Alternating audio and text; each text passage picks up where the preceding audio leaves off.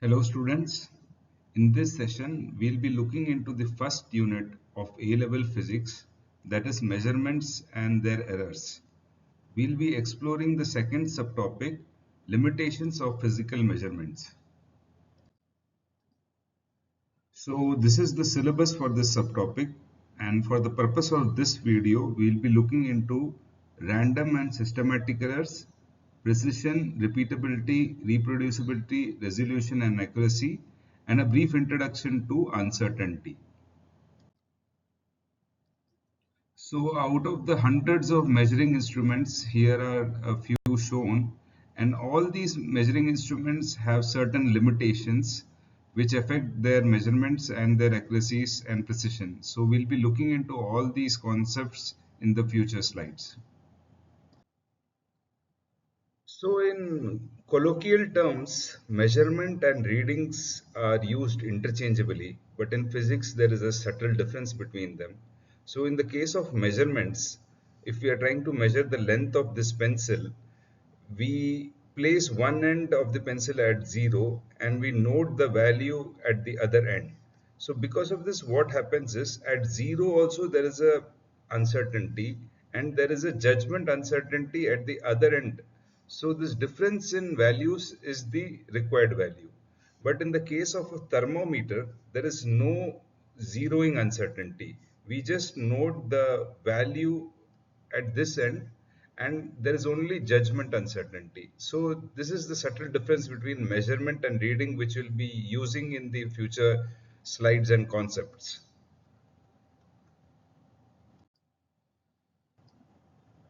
So let us try out a simple problem here. What is the reading shown on this milliammeter? So to proceed with this problem, we need to find out how much is one marked unit equal to. So for that, we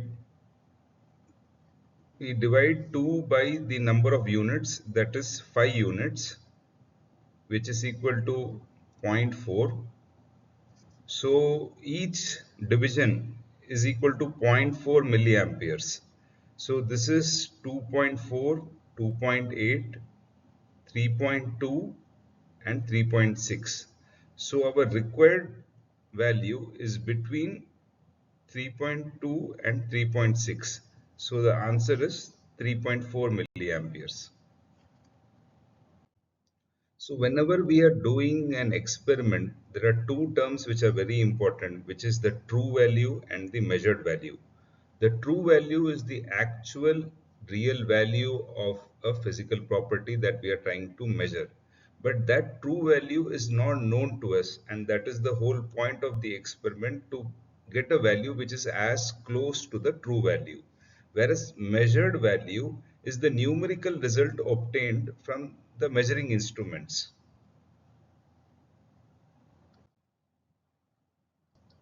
So now we'll look at the concept of accuracy and precision. So accuracy refers to the closeness of a measured value to the true value. Like for in this case, all these are the measured values and their closeness from the true value is what is accuracy. And accuracy can be increased by repeating the measurements and finding a mean of the result. Whereas coming to precision, precision refers to how close a set of measured values are to each other. And measurements to a greater number of decimal places are said to be more precise. For example, if we are measuring up to zero point 0.01 and we are measuring up to 0.0001, this is more precise because this has more number of decimal places in it. Now let us try to understand precision and accuracy through this example of a dartboard where the true value is the bullseye of the dartboard and these blue points are the measured values. So when the measured values are close to the true value and their spread is also less, in that case we say that it is precise and accurate. In this case, they are close to the true value, but the spread of the sample points is more. So it is accurate but not precise. And in the third case, the measured values are very close together here, but they are very distant from the true value. So in this case, they are precise but not accurate. And in the fourth case, the spread of the values is also more and the distance from the true value is also high. So it is neither precise nor accurate. So in this slide, a graphical representation of accuracy and precision is given. So here we see that in the first case, it is both accurate and precise. And in the second scenario, we see that it is accurate but not precise. And in the third scenario, it is not accurate but precise. And in the fourth scenario, it is neither accurate and nor precise. Now, the most important thing to keep in mind when it comes to limitation of physical measurements is that every measurement is approximate due to errors in measurement. And error basically is the measured value minus the true value. And this discrepancy arises because of certain imperfections in the instrument, which we'll be looking at all such reasons. And errors as such are divided into systematic and random errors.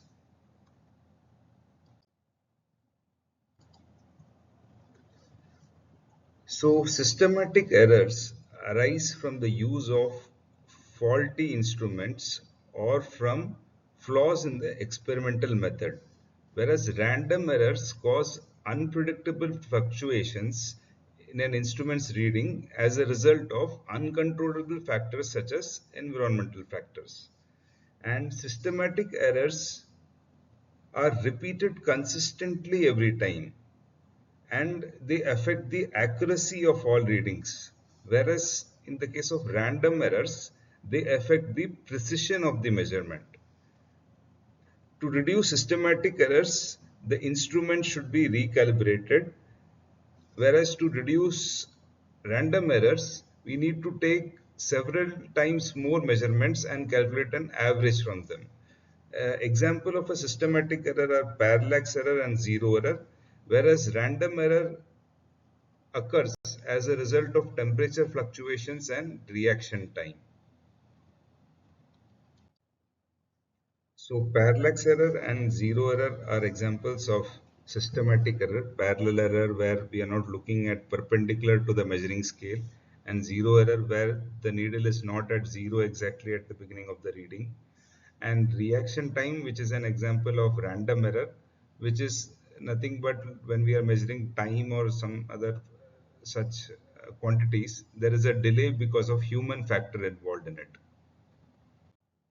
So this is a visual representation of systematic versus random error. Systematic error where there is a shift between the true value and the measured values, which affects the accuracy, whereas random error where all the points are scattered randomly, and this is affecting the precision of the experiment.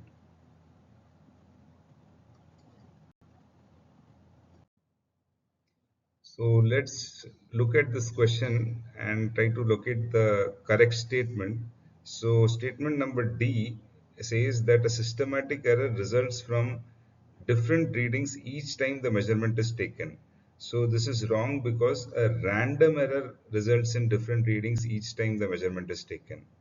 In option C, a systematic error cannot be reduced by adjusting the apparatus. This is wrong because a systematic error can be reduced by adjusting the apparatus.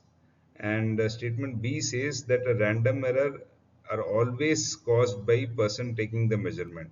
This is also wrong because it also happens because of environmental factors. And finally, in A, random errors can be reduced by taking the average of several measurements, which is correct. So let's quickly look into what's repeatability, reproducibility, and resolution. A measurement is repeatable if the original experimenter repeats the investigation using the same methods and equipment and obtains the same results. Whereas reproducibility, A measurement is reproducible if the investigation is repeated by another person or by using different equipment or techniques and the same results are obtained. Resolution is the smallest change in the quantity being measured of a measuring instrument that gives a perceptible change in the reading. For example, the resolution of a analog wristwatch is 1 second, whereas the resolution of a digital stopwatch is 10 milliseconds. Now, this topic of significant figures is not explicitly mentioned in the A-level syllabus, but nevertheless, it's a very important concept to be understood. So, a significant figure are digits in a number that carry meaning about its precision. So when a measurement is made, a numerical value is read out from the scale, and the value noted down includes all the digits that can be directly read from the scale and one doubtful digit at the end. So what is this doubtful digit? The doubtful digit corresponds to I estimation within the smallest subdivisions of the scale. So we'll look into all this definition from visual examples. So, like in this case, when we are measuring this pencil, we see that the ruler has the smallest division of this ruler is 1 centimeter. So, when it is the pencil is exactly coinciding at 6 centimeter, we don't exactly write it as 6 centimeter, but we write it as 6.0 centimeter. In this case, the pencil line is extending beyond 6 centimeter, and we know that the smallest division is 1 centimeter. So we do an eye approximation and we say that it corresponds to around 6.1 centimeters. So here this zero point 0.1 is the doubtful digit. Here again in this example, if you see the bottom example, the smallest unit is 1 centimeter, and the value which we want to measure lies here. So we are saying it is approximately by eye estimation it is 2.5 centimeter, where this zero point 0.5 is an eye approximation or the uncertain digit. Whereas in this scale it is divided into 1 mm minimum units. So when we are measuring this, we know that definitely it is 2.5 centimeter, and there is this 0.5 centimeter is the last digit. So here this last digit is the eye approximation.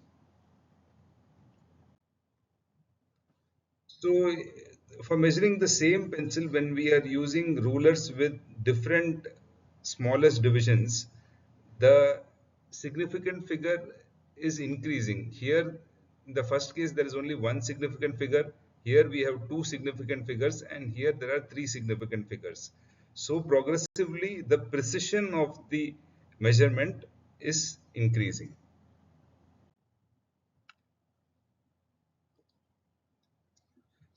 So now we come on to the topic of uncertainty. The first thing to keep in mind is uncertainty and errors are not the same thing. As we have seen in the previous slides, error is the measured value minus the true value, whereas uncertainty is a range of values around a measurement within which the true value is expected to lie, and it is an estimate. Any measurement has a degree of uncertainty based on the resolution of the measuring instrument. Better the resolution, smaller is the uncertainty. So here we look into how to find the uncertainties in different situations. So the uncertainty in a reading is half of the smallest division, and uncertainty in a measurement is plus or minus the smallest division. So why is it so is because, as we had seen in the previous slides, that a reading is done at a single point, whereas a measurement is the difference between the 0 point and the value. So there is zero error and there is a judgment error. So it is 2 times of the error of a reading. So this 2.5 get cancelled, and we get, it becomes the plus or minus of the smallest division. So, and then the uncertainty in repeated data is half of the largest minus smallest value. And the uncertainty in digital readings is plus or minus the last significant digit.